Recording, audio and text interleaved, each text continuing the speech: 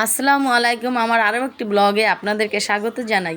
আমি বাচ্চাদের রিল্যাক্সের জন্য ঈদের সময়ে চিড়িয়াখানায় ঘুরতে গিয়েছিলাম, তার একটি ভিডিও আপনাদের সাথে আমি শেয়ার করেছি। এখন চিড়িয়াখানার ভিতরের একটা দৃশ্য আপনাদের সাথে শেয়ার করতে চাচ্ছি। এটা চিড়িয়াখানার একদম মিডলে যে আছে সেই দৃশ্য। এটা আমার কাছে যে এত ভালো লেগেছে। আর এই হাঁসগুলো মতো দেখতে, কিন্তু এগুলো হাঁস না, এগুলোর ঠোঁটগুলো দেখেন কত বড় বড়। আমার মেয়ে ডিসকভারিতে নাকি দেখেছে, ও বলল মা এটা যখন মুখগুলো খুলে শব্দ বের হয়। আমি এটা ওর কাছে শুনে অবাক হয়ে গেছি যে আমি জানি না, অথচ আমার মেয়ে জানে। এই যে কত বড় বড় মানে ঠোঁটগুলো দেখে অবাকই হয়ে গেলাম। যেমন দেখতে সুন্দর লাগছিল, আবার পাখির মতো লাগছে, আবার রাজহাঁসের মতো লাগছে। আসলে এটা যে কি আমি নিজেও বুঝতে পারতেছি না। সবাই তাজ্জব হয়ে আমরা দেখছিলাম আর ভাবছিলাম যে আল্লাহর সৃষ্টি কতই না সুন্দর হয়, দেখে অবাক হচ্ছিলাম। এর বড় বড় মাছ এদেরকে খেতে দিলে অনায়াসে ঠোঁট দিয়ে গিলে ফেলে। এটা ভয়ে লাগার মতো একটা অবস্থা। তারপর আবার ভালোও লাগছিল। আবার এই যে পানি, ঠান্ডা পানি দেখে যে কি ভালো লাগছিল চৈত্রের তাপদাহে এই গরম পরিবেশে। দেখেন সিংহ মামার কী অবস্থা।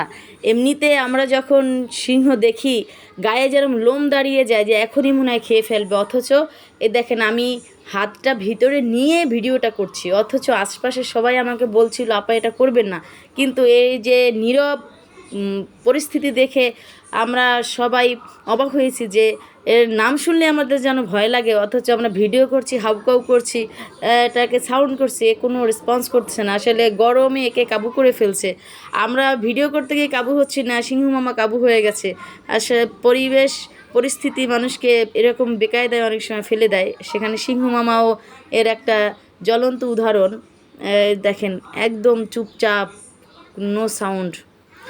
আর এই যে পানির উৎসগুলো মানুষকে বাড়তি আনন্দ দিচ্ছে। এই যে পুকুরের চারপাশে কিন্তু অনেক মানুষ বসেছিল, আমি কিন্তু কাটিং টাবিং করে এদেরকে ফেলে দিচ্ছি। যে চৈত্রের তাপদাহের মধ্যে এই জলরাশি বা এই যে পানির যে উৎসটা মানুষকে যে কি স্বস্তিতে রেখেছিল, এটা না দেখলে অবশ্য বুঝতে পারবেন না। যারা আমরা সচরাচর ওখানে গেছি তারা জানি। আবার এই যে ছোট ছোট ফুল, হিজল গাছ, হিজল গাছের ছায়া, এখানে বসে অনেকে খাবার খাচ্ছেন, বিশ্রামও নিচ্ছেন। গরমে সিংহ মামার মতো যেন সবাই ক্লান্ত হয়ে গেছে। তো গাছগুলো, চিড়িয়াখানায় প্রাণী দেখার পাশাপাশি এই গাছগুলো মানুষের জন্য একটা বাড়তি রসদ জুগিয়েছে, এটা আমার কাছে যেটা মনে হলো। দেখেন আমরা ঘুরতে ঘুরতে ক্লান্ত হয়ে এখন এই বানরের কাছে চলে আসছি। বানর সবাই দেখছে, ও আমাদেরকে দেখতেছে। ও ভাবলো কি জানেন, যে সবাই আমাদের দেখতেছে আর আমরা কাউকেই দেখতেছি না, এবার সেটা হবে না। ওরা যেমন আমাকে দেখছে আমরা ওদেরকে দেখব। সেই একদম এ মাথা থেকে ও মাথা ঘুরে ঘুরে সবাইকে দেখছে। যতই ঘোরাফেরা করুক, এই যে বন্দিদশা, এখান থেকে মুক্ত হওয়া মনে হয় এদের পক্ষে আর কোনো দিনই সম্ভব না। একদম বন্দি করে রাখা হয়েছে।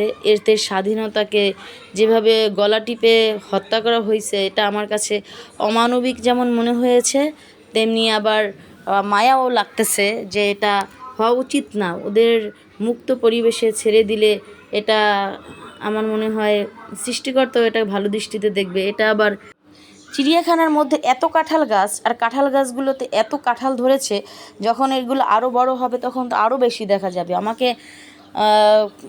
মাহিয়ার বাবা বলল যে অনেক আগে কাঁঠাল গাছগুলো রোপণ করলো। কাঁঠাল গাছ কিন্তু অতিরিক্ত বৃষ্টি হলে বা অতিরিক্ত পানি এরা কিন্তু সহ্য করতে পারে না, মরে যায়। আর এখন নেটের ফাঁক দিয়ে কী দেখতেছেন বলুন তো? অজগর।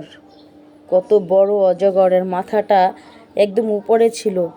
আমরা সবাই যেন একদম হতচকিয়ে গেছি এটাকে দেখে, ভয়েও যেন মরে যাচ্ছি। আর ওই দূরে গ্লাস, এটা কিন্তু নেট দেয়া, তারপর আবার গ্লাস দেওয়া।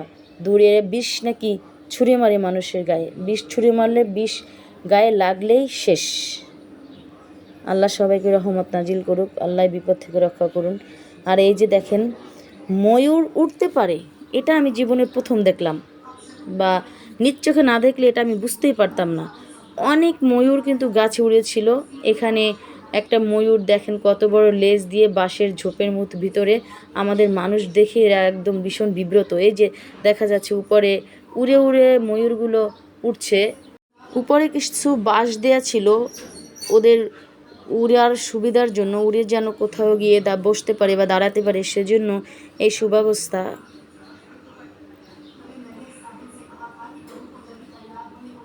তো ওখানে না গেলে আমরা নিজ চোখে না দেখলে অনেক কিছু বুঝতে পারতাম না, জানতে পারতাম না যে প্রাণীদের বাঁচিয়ে রাখার জন্য এদের লাইফস্টাইল আমরা অনেক কিছু জানি না, বা দেখলে বুঝতে পারি তখন। আর উনি হলো কি বলুন তো, জলহস্তি। কিছুই বুঝতেছে না, শুধু খাচ্ছে। এর স্কিন যে এত মোটা, আমি কিন্তু টাচ করতে পারছিলাম জানেন, এত মোটা। সারাক্ষণ পানির মধ্যে থাকবে আর পানির মধ্যে ডুবে থাকবে, কাদার মধ্যে ডুবে থাকবে। এরা মনে হয় ঠান্ডা খুব পছন্দ করে, যেটা আমার কাছে দেখে মনে হলো। সব মানুষ এখানে হুড়মুড়িয়ে আসলো। যত অ্যানিমেল এখানে আমরা দেখেছি, মাহিয়ার বাবার সবচেয়ে কী পছন্দ হয়েছে জানেন? সেটা হলো জিরাফ। এর লম্বা নেক, লম্বা পা, লম্বা লেজ নিয়ে শান্ত লম্বা গাছের মতো দাঁড়িয়ে আছে। এর গায়ের প্রিন্ট নাকি তার খুব পছন্দ হয়েছে, চকলেট কালার সাথে সাদা ডোরাকাটা।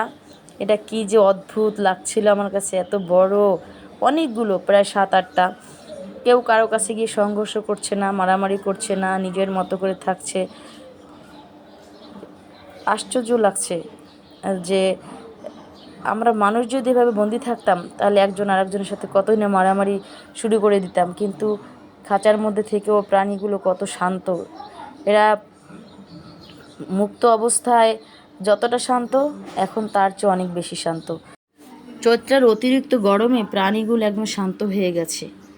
আর এখন যেটা দেখছেন সেটা কি, ওই যে রয়্যাল বেঙ্গল টাইগার। আপনারা সিংহ মামাকে যতটা শান্ত দেখেছেন, বাঘ মামা কিন্তু তার চেয়ে অনেক বেশি অশান্ত। এটা এত পায়চারি করতেছিল, মনে হয় এটা ক্ষুধা লেগেছিল আর আমাদের যাকে পাবে তাকে খেয়ে ফেলবে। এটা কিন্তু দূর থেকে আমি ভিডিও করেছি, দেখেন কি যে অস্থির, এক জায়গায় একটু দাঁড়ানো নাই। এটা উঠতেছে নামতেছে, ও যে কি চাচ্ছে সে নিজেই জানে। ওই যে বাঘ মামা অতিরিক্ত নড়াচড়া করতেছে আর সিংহ মামা একদম চুপচাপ।